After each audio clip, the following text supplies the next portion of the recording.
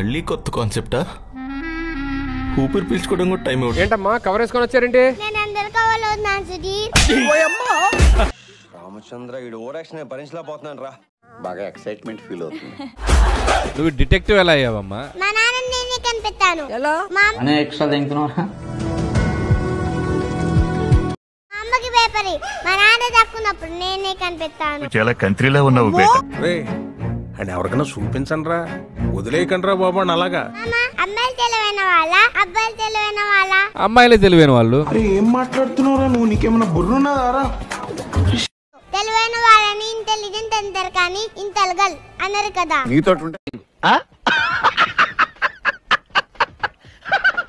గొడవ జరిగిందా? నేను మా మేడం ఇప్పుడే వస్తాను. అలాగే వెళ్తారేంటి? తగ్గించుకుంటే మంచిది.